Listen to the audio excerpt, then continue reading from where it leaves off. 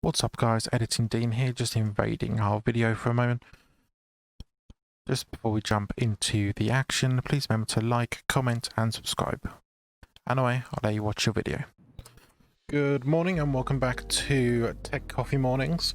I am joined today by the king of knowing what's hot right now. It is Dave from the Scoville Couple. Hey. And today we're going to be approaching on quite a few different topics. Do you want to run through the ones that you've found? I'd like to kick off first with something that's actually quite interesting. I read in the magazine the other day, Lord of the Rings Online. Apparently they're actually looking at doing a revival that's due this year. Right, okay. So what are they planning on doing with that? Well, they've been saying that the developer Daybreak, who are the ones that are in charge of the development at present, are promising modernised visuals and upgrades to key game systems. I haven't really said too much about what they're planning on doing yet, but No. it's definitely one to keep an eye on. That does sound quite interesting. Because Lord of the Rings Online for a long time became quite dead because the graphics are so outdated. Yeah. And the game feels quite clunky to play. Well, yeah, definitely. And it's interesting that they've decided to bring it back after quite. I mean, it was originally released in 2007. Yeah. So you're talking, it's been out for quite a while. It does make you wonder if the main reason they're reviving it is because of the new Lord of the Rings Amazon series that's coming out very soon. It could well be.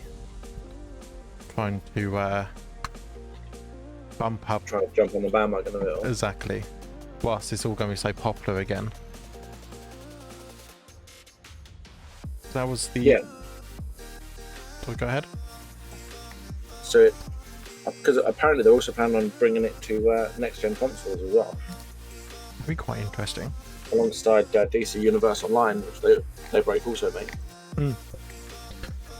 I mean, that's the main thing with DC Universe Online. It was very much... it was very pay to win, wasn't it? Yeah. Sort of, to have anything really good, you have to pay out quite a lot of money in the beginning. Yeah. Oh, I think you are right, actually. I've just found a bit here. It says Daybreak said that they're planning visual and technical updates for Lord of the Rings Online for PC and next-gen consoles in order to capitalise on Amazon's highly publicised large investment in Lord of the Rings TV series. And so that's the thing. That is where I am now a little bit dubious about, because is it actually going to be that good, or are they going to focus a lot on just getting enough so that they can jump on this bandwagon? Yeah, it says the update is planned for sometime in 2022, and while a visual upgrade for Lord of the Rings Online seems like a natural step to take, translating its traditional style MMO gameplay for console sounds like a huge undertaking. Even if the game does get buoyed by the potential popularity of the Lord of the Rings TV show. I mean, that's the thing. If you look what they now would have to go up against, we have obviously World of Warcraft has their new expansion, and since Lord of the Rings Online came out, how you people generally play MMOs have completely changed. They're a lot more free now. They're a lot more do what you like. The story doesn't really matter. I mean, to compare the two titles, it says here that the presentation that Daybreak did last month announced that they have 108,000 monthly active users on Lord of the Rings Online with 41,000 subscribers. Compare that to DC Universe Online, which is 419,000 monthly active players and 40,000 subscribers. So they do have more subscribers on Lord of the Rings Online than what they do on DC Universe Online. Yeah. But there are a lot more players playing DC Universe Online than there are Lord of the Rings.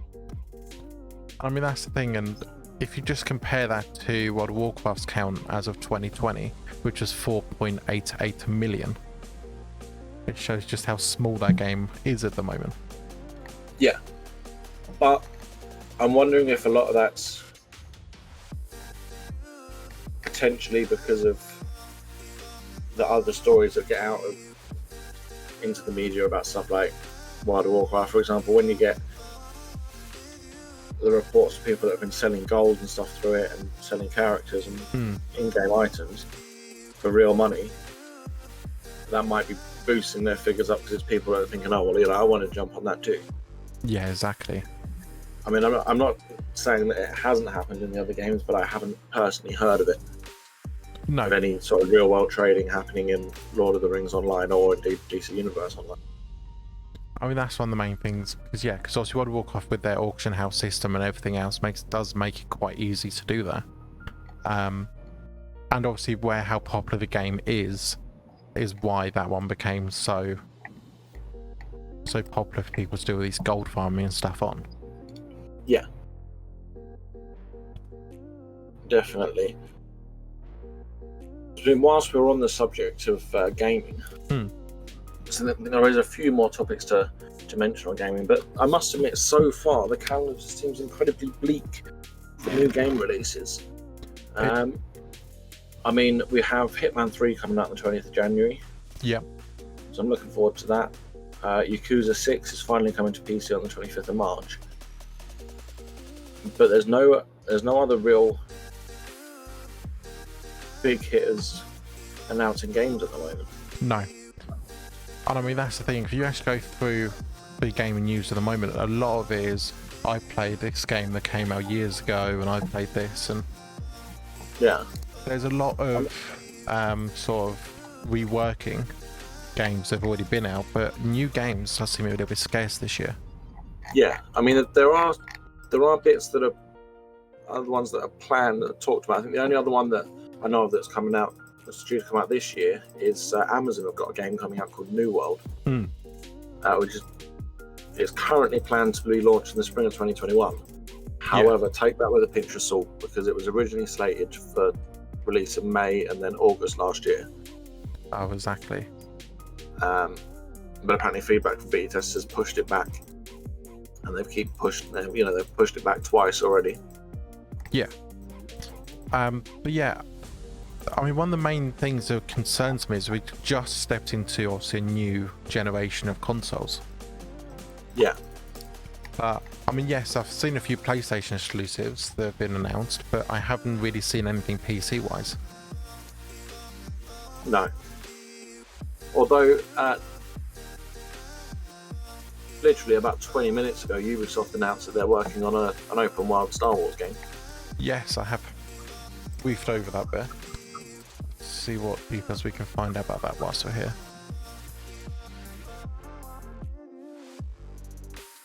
I mean, it's, from what I can see, it's got some good credentials already. So it's been worked on by Massive Entertainment, who developed The Division and Division 2. The creative director is going to be Julian Girardi, who was the director of The Division 2 and The Crew, which are both good, big multiplayer online games. Yeah. And apparently it's going to be using Massive Snowdrop engine, which should hopefully mean multiplayer, but I don't know. I mean, we can only hope. Also, Bethesda have actually announced a Indiana Jones game as well. Okay. I don't think there's been an Indiana Jones game for quite some time. There hasn't been, but the thing I'm getting a bit concerned about, when you look at Bethesda games they've released in the past, I'm worried if this is going to turn into just a clone of either Tomb Raider or Uncharted. Yeah. See, that's where I'm in two minds. I mean, I'd love to see another Indiana Jones game, but I like the old point-and-click Indiana Jones, Fate of Atlantis. Yeah, it has to be an adventure game. It can't be that actiony. No. Obviously, this is where they're going to be in a little bit of a sticky point, because obviously Uncharted done the adventure well, and then they've mixed it in with the bit of action with other shooting bits you do now and again. If Indiana Jones has a gun, it could be very much just a clone of Uncharted. Yeah. And that's going to leave a little bit of a sour taste in the mouth, I think. Exactly, because it seems a little bit convenient that obviously they've announced this Indiana Jones game after all the Uncharted games have now finished, but an Uncharted movie is coming out. Yeah, that's just it. I think the only other thing we can really discuss in terms of gaming before we move on to some more sort of tech-based things is Cyberpunk 2077. Yes, the most slated game release of recent months. Yeah, I mean, I bought it through GOG, using the GOG Galaxy launcher, and I've not actually had any sort of game-breaking bugs or anything like that. I've actually thoroughly enjoyed the game. But you do see a lot everywhere where it's saying, it's the most disappointing video game to come out and all, it's time and blah blah. Yeah.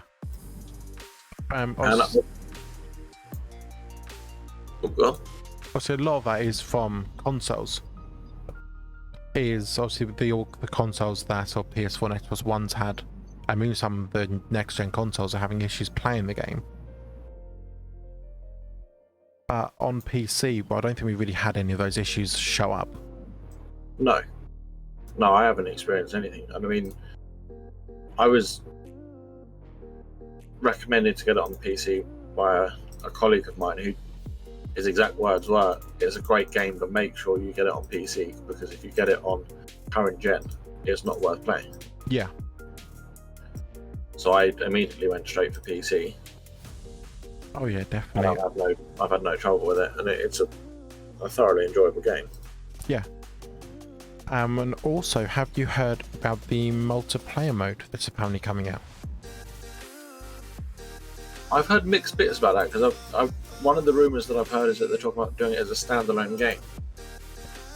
That's one thing that were bounced around for a while. One thing that apparently has been leaked is they will have GTA Online style heists. Okay. Which could be quite interesting, because obviously GTA Online is losing popularity because of all the issues with griefers, cheaters, modders. Yeah. I mean, I've probably done a video on it, because I've seen where then Rockstar aren't even replying to people they're reporting anymore.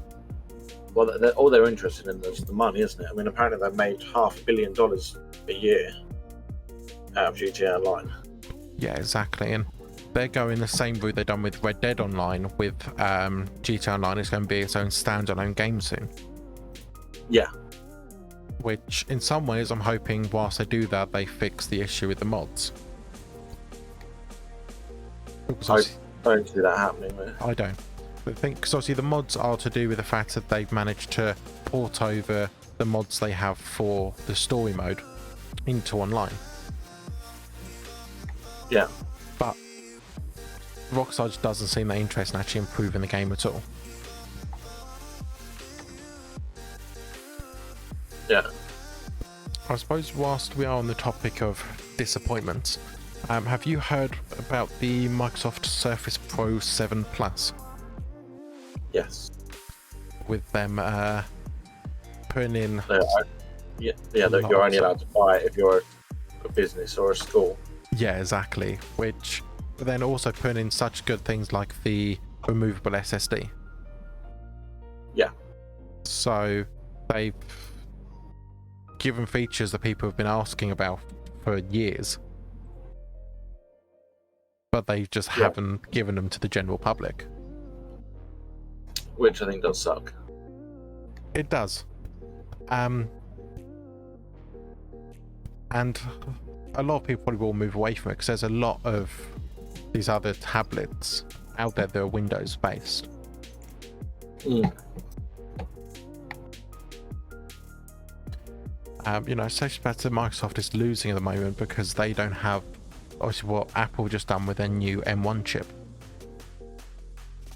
Yeah.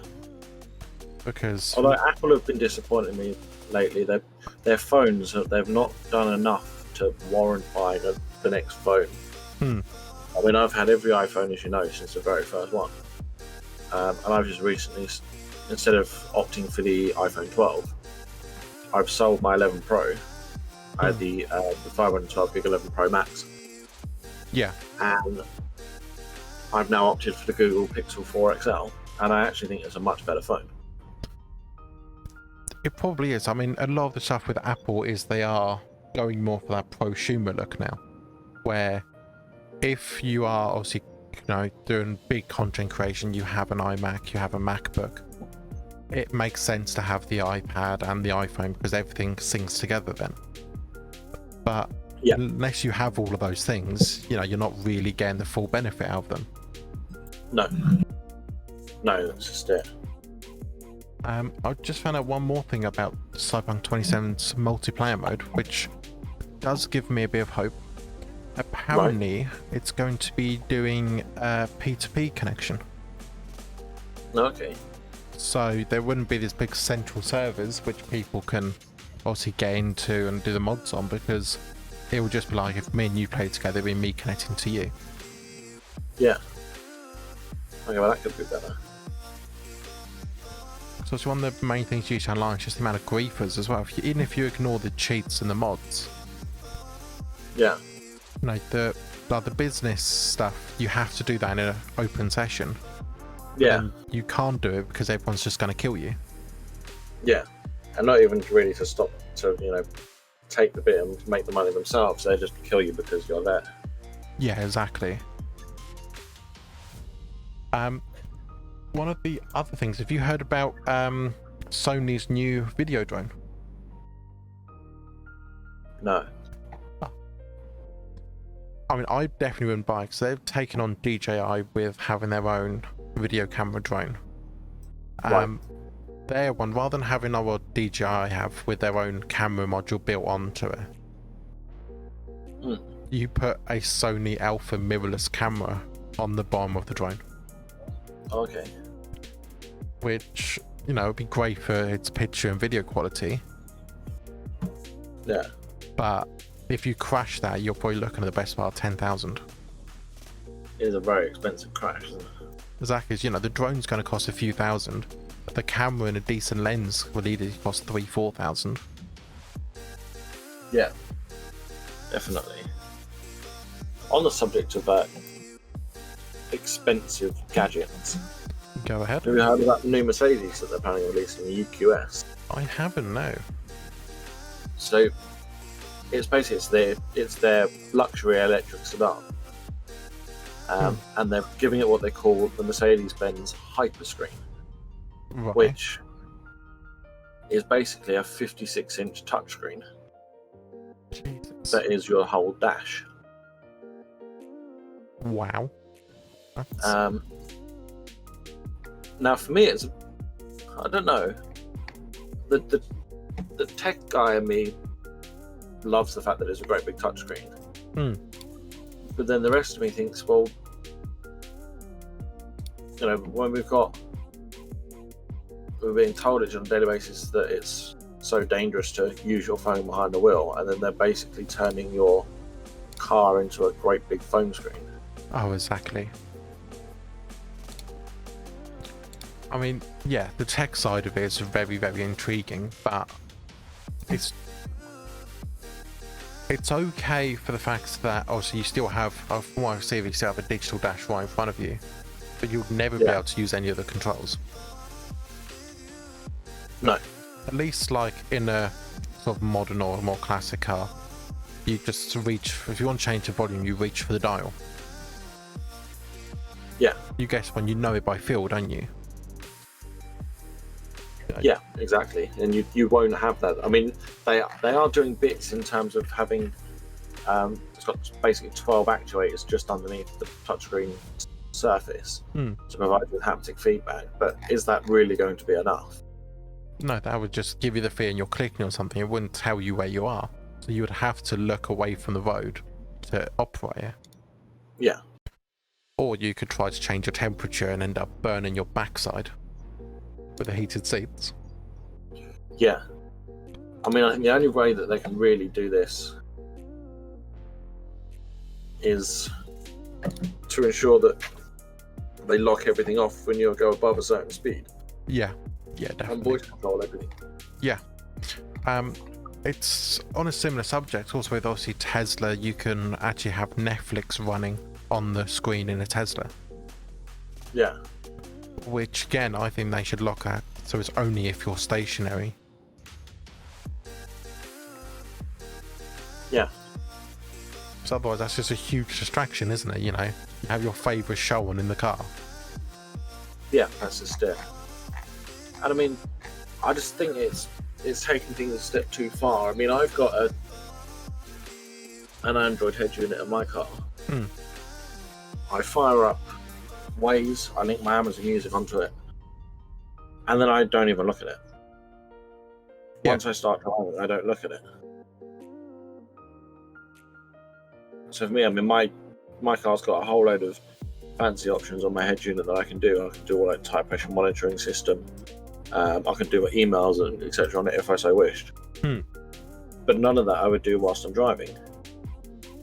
No, exactly. And now, you know, if I'm pulled over like I do when I set the sat nav etc. up, well then anything like Netflix and stuff I can do on my phone. So I don't need the car to have that ability to do it for me. And I think until such times as they have full autonomous control, so that they can enable those features while, you know, as an entertainment for your journey whilst you're waiting for the car to drive you there. Yeah. I really don't think it's wise. No, definitely not, because all you're doing there is you're giving people another possible distraction that at the moment isn't illegal. Yeah. Also, have you heard what WhatsApp's new privacy policy has been like this week? Yes, apparently it doesn't actually affect us at the moment. Doesn't affect anyone in the EU or the UK.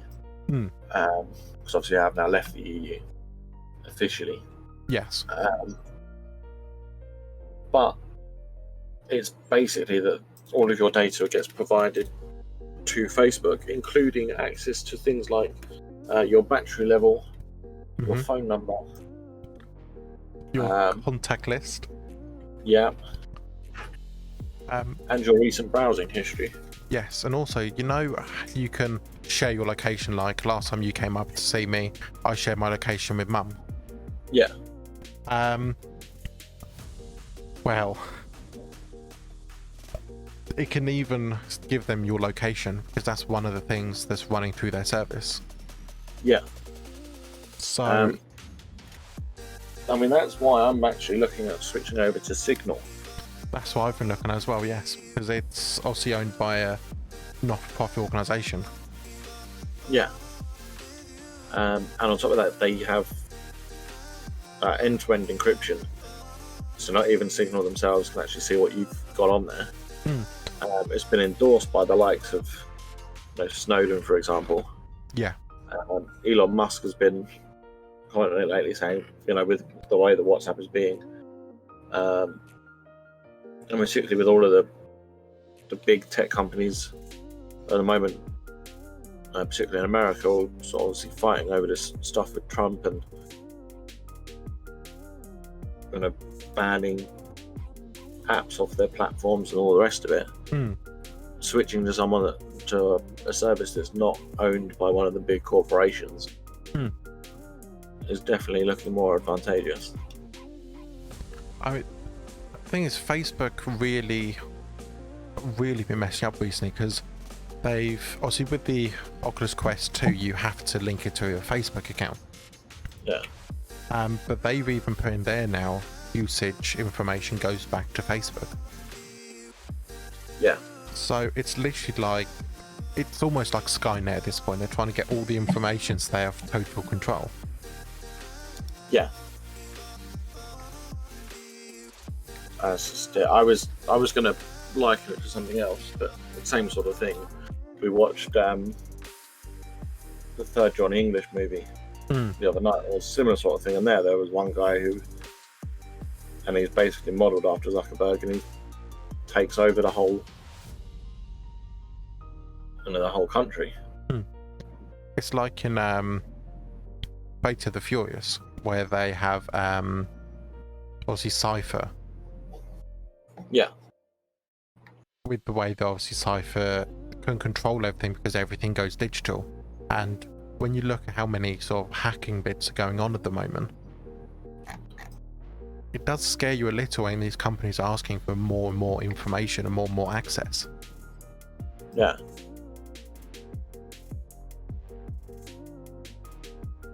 I think the other big thing, obviously, it's been going on for months, obviously, all the scalping, but EVGA and Zotac have now actually increased the prices for their 30 series graphics cards. Oh, really? EVGA not as badly. Yeah. EVGA's, I mean, they go that their price hike isn't drastic because it's only $70 on most cards, which to a lot of people is still a lot of money. Yeah. But Zotac, on the other hand, so just example, the base 30 series RTX card you can get is the 3060 Ti. Yeah. Their base card used to be $440. You now have to pay $530 for that card. It's nuts, isn't it? I think it's a mixture of scalpers. Obviously, apparently there's been another big rise in the values of Bitcoin and Ethereum, which a lot of people are jumping on the bandwagon for. Which, I mean, we tried looking into mining ourselves before, and it's really not profitable. No, it's not. Although there is that one person who is making a lot of money at the moment. Have you seen the person that they managed to buy, I think it was something like 30 RTX 30 series cards? No. So they used the scalper software and they brought up a load of, let me just bring it up. You go 78 3080s they use. Blimey. So they make 154,000 a year, so they'll turn a profit in around 10 months. Yeah. But the thing is that they use the scalping software so they could get those. Yeah. I mean, this happens year after year, and it's almost like everyone's unprepared when they release hardware, because I mean, Sony with the PlayStation 5, I mean, they still can't get any stock back in. No. The Xbox Series X, you still can't buy, you still can't get stock for it. Yeah, that's just it. Obviously, and I mean, to top it all off, what doesn't help is, did you hear about the MSI heist? I didn't know. So in China, they have a factory for actually making the MSI's RTX 3090 graphics cards. And last month, one of their factories got broken into, and they nicked $340,000 worth of RTX 3090 graphics cards. Which apparently they're basing that figure on the actual retail rather than obviously the scalper's price. So as opposed to it being 10 graphics cards at the current prices that we're seeing on likes of Facebook Marketplace, etc. There was actually more of it. MSI stated that apparently 40 boxes of RTX 3090 graphics cards were affected. So they have a combined value of $336,500 all in all that was taken. Which now basing that, with that information based on the fact that the MSI cards were supposed to be retailing about $1,500, and you're looking at around 150, maybe 200 GPUs. Yeah. That were all stolen. Which of course is going to have a huge impact. Oh yeah, definitely. Although MSI have obviously were in the news back in October. I don't know if you heard about it, was one of their subsidiary companies.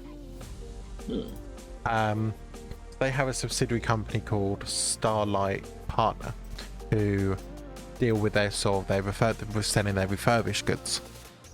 Right. But they managed to apparently by a system error get their hands on some RTX 3080 and 3090 cards that were brand new. Okay. And were selling on eBay at the scalper's price. Oh. So one of MSI's actually own subsidiary companies was actually doing the scalping and was actually inflating the price. That's bad, isn't it? Yeah, I mean, apparently MSI are actually offering a reward to anyone who knows any information on their heist of $15,000. Jesus, I'd love that money. Yeah.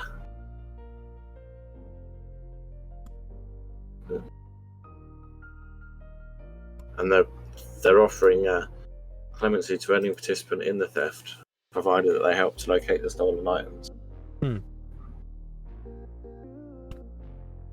I mean, the thing is, it's getting bad, and the thing that doesn't help it is where people are still buying them at the scalper's price.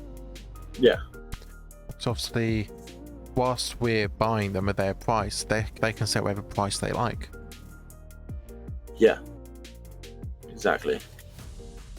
And I mean, as you say, with people buying them at that sort of prices, I mean, that's why this heist has happened. I mean, you think about it, if we go with the 200 figure and say there was 200 RTX 3090s in there, I mean, if you have a look on eBay now, they go for around $2,500. Yeah. So you're talking 200 lots of $2,500. You're looking at $500,000, $500,000. Yeah. Dollars worth of equipment that they've managed to steal. But then, obviously, if you look at the original price, it's almost half of that because they're like bumped up by like $1,000 at the moment.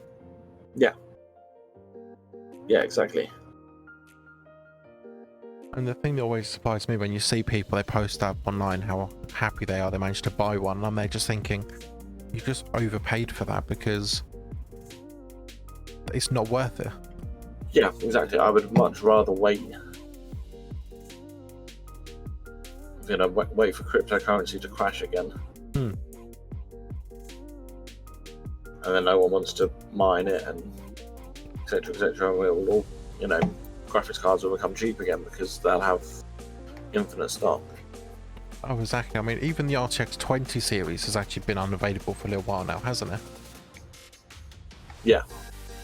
Although I did find out something quite interesting. I went on CCL the other day. Yeah. They actually have an RTX 2060 Plus. Okay. It's in stock. They have only quite a bit of stock of it at the moment. It's by a brand I haven't really heard of though. They're called KFA2. No, I must admit I've never heard of them. Yeah, they're selling them for £400. Okay. Which is quite interesting because from what I've seen, I went on this KFA2's website and they haven't made a 30 series card yet. Their cards ended the 20 series. Yeah. So they seem to obviously get a bit late to the party, but then they seem to be able to supply and stock these graphics cards. Yeah. I mean, this is the thing, like, if you don't really need the latest 30 series card, you could easily get away with that 2060. Yeah. I mean, geez, I mean, what, me and you are both currently running RX 570 8GB cards, aren't we? Is it 570 or 470? 570, I'm pretty sure. Hang on, let me have a look. Oh, yep, you're alright, 570. Let's just have a look. When was that card released? So, our cards... So our cards released in second quarter of 2017. Yeah. And, I mean, yes, there's a few bits that don't work well, so we can't play 4K. Yeah. But for general 1080p gaming, it works perfectly fine. I haven't had any real issues with it. No. And I mean, you know, we're a couple of generations behind now, because obviously you now have the Radeon 5000 and 6000 series. Yeah. Obviously they're flagship cards, and we can still play them, but so you don't really need these new cards. No. That's exactly it. So I mean, yeah, so I'm actually just having a look at a comparison now on that KFA2. and the benchmark effective speed is a 96% increase on that other card for a £400 card. Oh, exactly. And I mean, that card should easily, I reckon that card.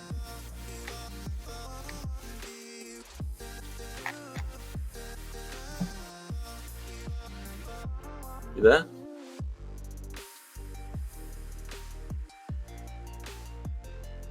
I'm back. Oh, I was just saying, I'd be highly surprised if it can't do 4K gaming. yeah. Most definitely. But you know, there you go. So if you really want to get a new graphics card at the moment, RTX 2060, you get 400 quid, and it's brand new. You're not buying something someone else has already had. You're not buying something which potentially doesn't work. Well, that's just it. I mean, when I was looking at building up new machines recently, I saw a whole load of graphics cards reasonably cheap going on, like eBay, Facebook Marketplace, all that sort of thing. But the worry with used graphics cards for me is you don't know if they've been overclocked about, used for mining, etc. So I always prefer to buy my graphics cards new.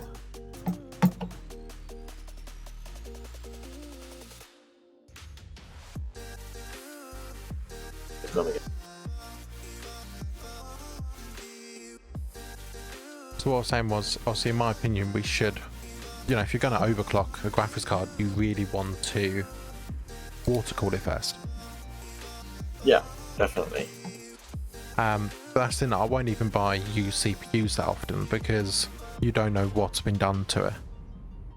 No, exactly. That's always the trouble, isn't it? I'd much rather buy core components like that brand new. I mean, one of the funniest things I found to do recently is look on eBay for gaming PCs under buy now. Right. Here we go, I'll read this one out. This is called, the listing title is Fast Gaming PC Computer Bundle, Intel Quad-Core i5, 16GB RAM, 1TB hard drive. Right. It's 350 quid. Exactly. What i5 is it? Second gen. But that's slow. Yeah, and its graphics card's GT710. Yeah. And that's like an office PC. exactly, and it comes with a keyboard, mouse, and a screen. The screen's a 19-inch refurbished TFT panel. That is nuts, isn't it? And people are actually buying these. I mean, they sold 4 yesterday. They sold 12 the day before. And I mean, those PCs are so old. You can't really play anything on there. Yeah. If you're going to play something like Fortnite, you might get away with it, but with that graphics card, especially in online, if you have a lot of action going on, that's going to start lagging. Yeah, definitely. Oh wow, I just found one even better.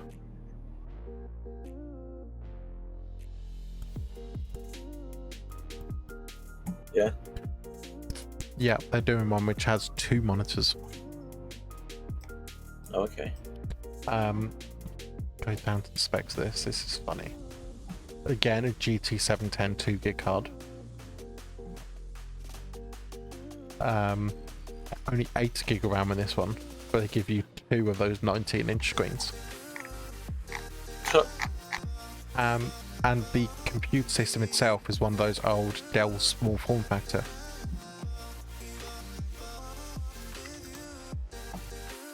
Yeah, people don't seem to have much of a clue, do they?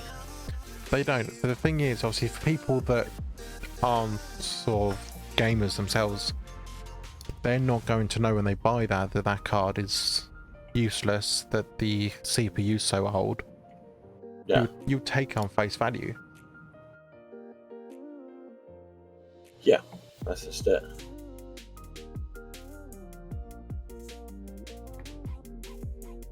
What else have we got? Yeah.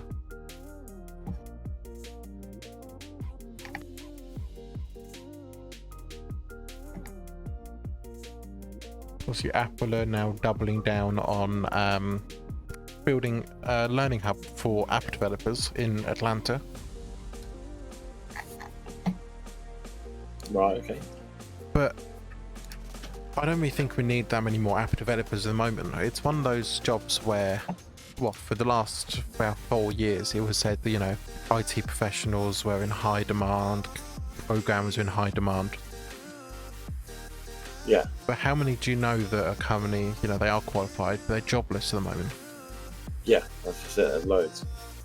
I mean, it was the same that happened a few years back, wasn't it? When we really needed nurses and doctors. Yeah. And then obviously everyone went to medical school because they were promised this really nice pay packet. And by the time they finished medical school, they don't need them anymore. Yeah, that's just it. As I think really until COVID turns the other cheek and disappears, we're going to be in this sort of situation for a while, aren't we? Oh, exactly. I mean, whilst COVID has been brought up, have you heard that Asda want to start being a vaccination centre? Yes. Also, so is my employer. Oh, really? Well, that's rather interesting. Yes, so you can now not only place your bet, but you can also get vaccinated. Well, you can't place a bet unless you do it online at the moment, but you can get yourself vaccinated. I mean, I just really don't understand some of this, because from what I've heard about the vaccine, you have to keep it cold. No, there's one that you can do in room temperature, I believe. Oh, is that the Oxford one? I can't remember which one it was called, but yeah. So I know the Pifter one, you had to be transported in special trucks, and they could only keep it for a certain amount of time.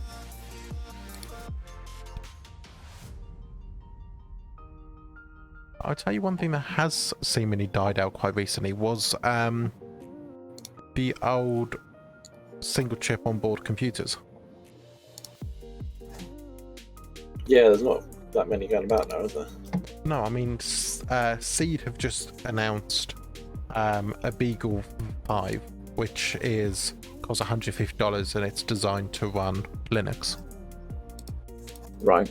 Obviously, for the longest time, you had so many competitors to the Raspberry Pi. Yeah. Even Intel done their own one.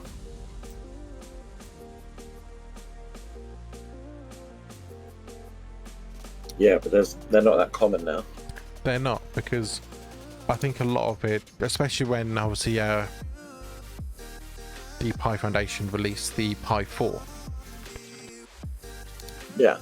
I mean, the price of the Pi 4 for what you get is pretty outstanding, really. Yeah, definitely. One of the other things that came out of Virtual CS was the new OLED 4K screens, wasn't it? I didn't hear about that. Yes, they're pushing now for these OLED panels. Okay. So obviously, like what you can do with your smartphone, they'll be able to turn pixels on and off individually. Yeah. Which would improve picture quality quite a lot. And yeah, apparently LG are launching theirs quite soon. Okay. Could be interesting.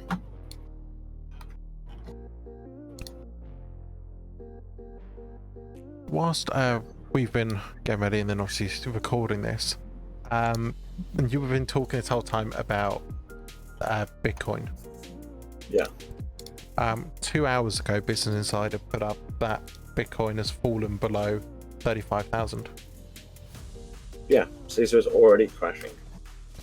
Because things, yeah, obviously the technical analysts at the moment, they're saying this could be either way it surges up to a new record, or it will just plummet.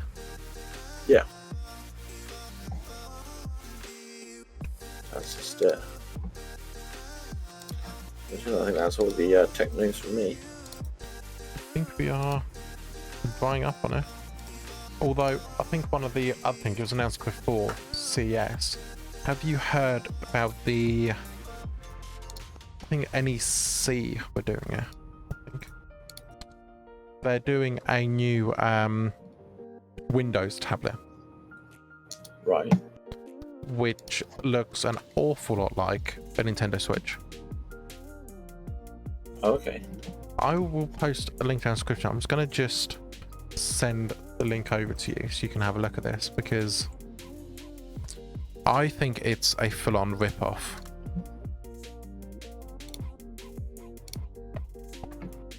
Yes, it does look remarkably like a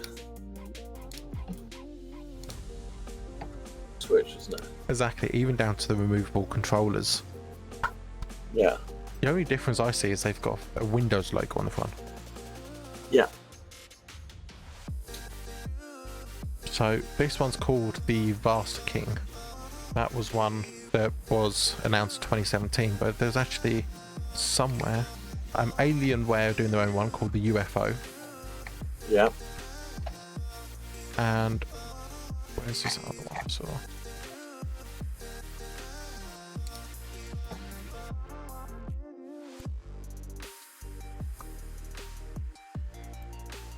here we go.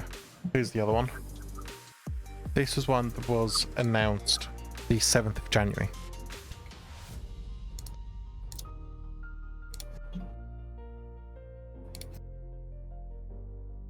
Okay. So yes, it does have a keyboard attached, Yeah. but when you fold the keyboard back, I mean, those are straight on Joy-Cons on the side of that. Ugly Joy-Cons, but yes. Very ugly Joy-Cons. They kind of remind me of the... Do you remember the phone grips used to get with the controllers on both sides? Yeah. It reminds me of that. Yeah, it does look a bit like that. I think the last thing to round up the episode, have you heard about TCL's new tablet technology they're bringing out? No. It's called the Next Paper. It's basically a combination of e-ink panel Yeah. and your normal sort of screen. So it's a full color e-ink display, but they can actually play videos on it. Okay. That could be interesting. I mean, all that would be good for will be the battery saving part. Yeah. Because obviously when nothing's happening on the screen, it's off. It's off, exactly. Yeah. You know, if they can get it good enough, because apparently at the moment when you play videos it does stutter a little bit. Yeah. I mean, if they can get it to refresh quick enough, we could see phones in the next few years with basically e-ink displays. That would be very interesting.